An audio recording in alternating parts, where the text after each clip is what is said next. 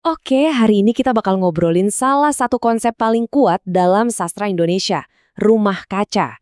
Ini tuh lebih dari sekedar judul buku loh. Ini semacam cetak biru tentang gimana sih cara kerja pengawasan. Jadi sebenarnya apa sih rumah kaca itu? Apa yang ada di baliknya? Gini, rumah kaca itu punya dua makna. Secara harfiah, ya ini emang tempat fisik. Sebuah arsip milik kolonial Belanda yang super rapi, isinya data buat mata-matain setiap langkah toko pergerakan. Tapi, makna metaforisnya, jujur aja jauh lebih ngeri. Ini adalah sebuah sistem pengawasan total, di mana penguasa bisa ngelihat semua orang tanpa bisa dilihat balik. Konsep ini datangnya dari novel Rumah Kaca, buku penutup dari tetralogi buruk karya Pramoedya Anantatur yang legendaris itu. Buku inilah yang jadi puncak dari kisah epik tentang gimana sebuah bangsa lahir. Tapi yang bikin novel ini benar-benar jenius, itu adalah dari sudut pandang siapa kita ngelihat semua ini. Yuk kita kenalan sama si pria di dalamnya, sang arsiparis, Jaks Pangemanan.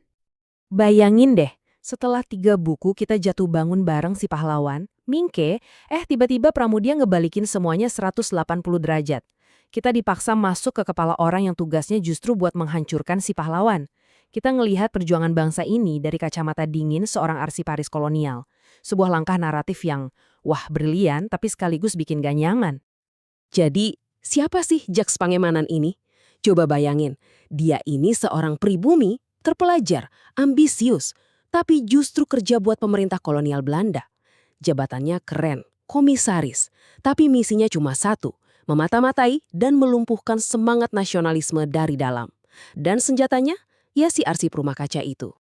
Dan coba deh dengerin gimana dia ngomongin tugasnya sendiri dengan bahasa birokrasi yang dingin banget. Aku diberi tugas khusus yang menuntut kerahasiaan tingkat tertinggi, mengarsip kaum radikal. Datar, tanpa emosi, tapi efisien banget. Nah, setiap pengawas kan butuh target ya. Dan target utama Pangemanan adalah pahlawan yang kita kenal dari 3 buku sebelumnya, Mingke. Sekarang, Mingke cuma jadi bayangan di dalam arsip-arsipnya. Disinilah kita ngeliat pertarungan utamanya. Di satu kubu ada si pengamat, Pangemanan. Senjatanya arsip rahasia, tujuannya mengendalikan. Di kubu lain ada si teramati, Mingke. Senjatanya surat kabar, kekuatannya menginspirasi. Jadi, ini bukan perang pakai senjata, tapi perang antara bayangan dan cahaya. Antara arsip rahasia dan tulisan yang terbuka untuk semua orang. Dan kita harus ingat ya, Mingke ini bukan sembarang tokoh. Dia itu pahlawan yang kita ikutin dari awal. Dia udah jadi simbol kebangkitan kesadaran nasional Indonesia itu sendiri. Pangemanan sendiri ngakuin inti pertarungannya. Dia adalah lawan yang tangguh, bukan dengan senjata baja, tetapi dengan kertas dan tinta. Tugasku adalah mengubah kekuatan terbesarnya menjadi kelemahan fatalnya. Ini benar-benar perang adu otak, bukan adu otot. Oke, ini ngebawa kita ke pertanyaan penting. Gimana sebenarnya cara kerja rumah kaca ini? Gimana caranya informasi bisa diubah jadi senjata dalam sebuah perang kertas? Metodenya Pangemanan itu dingin dan sistematis banget. Pertama, dia kumpulkan semua tulisan Mingke, surat-suratnya, artikelnya. Kedua, dia analisis semua itu buat memetakan siapa aja teman dan pendukungnya. Ketiga, dia isolasi Mingke, diputusin dari orang-orang itu. Dan yang terakhir, dia netralkan, hancurkan reputasinya, bikin orang gak percaya lagi sama dia. Ini proses yang dingin, kejam, dan terencana banget. Jadi poin utamanya di sini adalah pertempuran yang sesungguhnya itu nggak terjadi di medan perang pakai senapan. Tapi di atas kertas, lewat surat kabar, laporan intelijen, dan tumpukan arsip. Karena pada akhirnya, siapa yang mengontrol cerita, dialah yang menang. Oke, ini kan novel sejarah ya, tapi pertanyaannya, kok rasanya relevan banget sama zaman sekarang? Nah, disinilah kita akan lihat gimana rumah kaca ini bergema di era digital kita.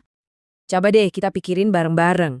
Pengawasan negara yang makin canggih, data pribadi kita yang dikumpulin sama perusahaan-perusahaan raksasa, aktivitas kita di media sosial yang terus dipantau, semua jejak digital kita yang tersimpan selamanya. Bahkan, perang melawan disinformasi pun kadang bisa jadi alat kontrol. Semua ini, bukannya ini wujud modern dari rumah kaca? Makanya apa yang ditulis Pramoedya soal pengawasan dan informasi sebagai senjata, itu justru jadi jauh lebih relevan dan mendesak sekarang. Apa yang dulu jadi sebuah peringatan dalam novel, sekarang udah jadi realita kita sehari-hari. Nah, semua ini akhirnya ngebawa kita ke satu pertanyaan terakhir yang jujur aja agak bikin merinding. Di zaman dimana jejak digital kita nggak bisa dihapus, pertanyaannya bukan lagi apakah ada rumah kaca, tapi siapa yang sedang mengawasi dari dalam rumah kaca Anda.